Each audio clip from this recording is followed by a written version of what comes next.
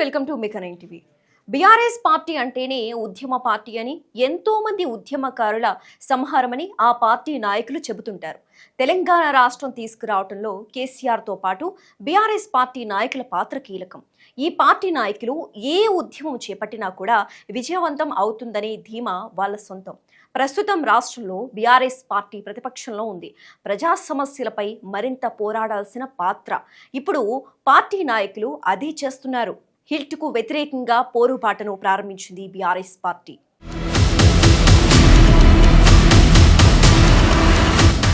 మాజీ మంత్రులు హరీష్ రావు, కేటీఆర్ ఆధ్వర్యంలో పోరుబాటను చేపట్టారు.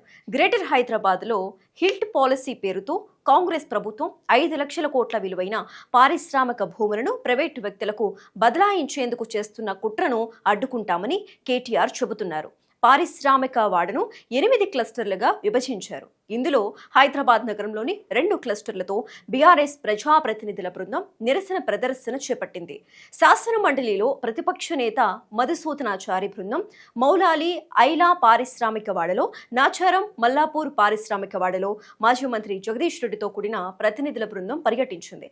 తెలంగాణను దోచుకున్న దండుపాల్యం ముఠా అంటూ ప్లకార్డులు ప్రదర్శించారు. హిల్ట్ పాలసీని రద్దు చేయాలని నినాదాలు చేశారు.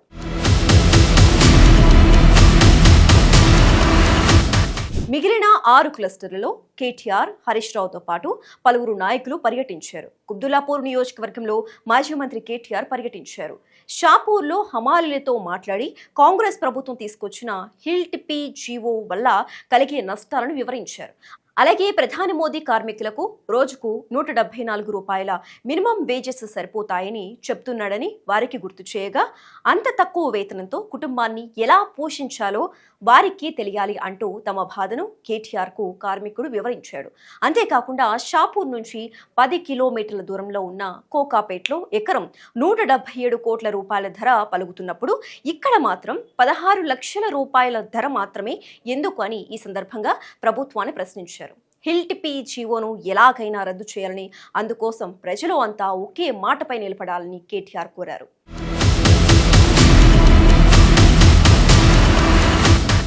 ఇకపోతే పాశమైలారం పారిశ్రామిక వాడలో మాజీ మంత్రి హరీష్ రావు ఇతర క్లస్టర్లతో పార్టీ ప్రజాప్రతినిధులతో కలిసి పర్యటించారు.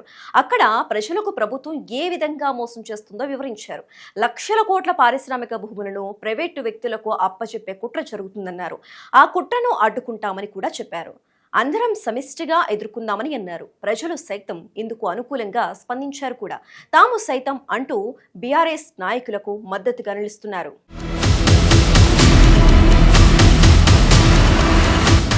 వాస్తవంగా చెప్పాలంటే నగరంలో పరిశ్రమల కోసం గత బీఆర్ఎస్ ప్రభుత్వం కృషి చేసింది.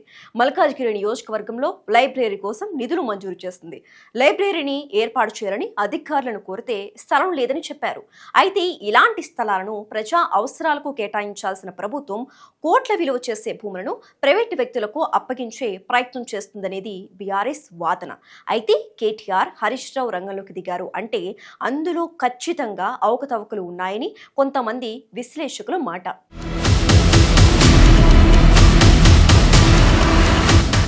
ఇక్కడ బీఆర్ఎస్ నాయకులు లెక్కలతో సహా చెబుతూ ఉండటంతో హిల్ట్పై పలు అనుమానాలు వ్యక్తమవుతున్నాయి.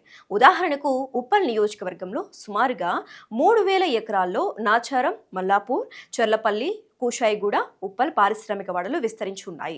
రాష్ట్ర నలుమూలల నుంచి ఎంతో మంది ఈ ప్రాంతంలో జీవనోపాధి పొందుతున్నారు. నాచారంలోని షాహీ ఎక్స్పోర్ట్ పరిశ్రమలోని 2000 మంది మహిళలు టైలరింగ్ చేసి జీవనోపాధి పొందుతున్నారు. కాంగ్రెస్ ప్రభుత్వం హిల్ట్ పాలసీ ద్వారా పరిశ్రమలు తరలిస్తే కొన్ని వేల మంది పేద మధ్యతరగతి ప్రజలు రోడ్డున పడతారు.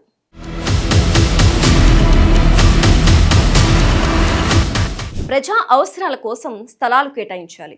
నగరంలో పేద మధ్యతరగతి ప్రజలకు డబుల్ బెడ్రూమ్ ఇండ్ల కోసం స్థలాలు కేటాయించాలి.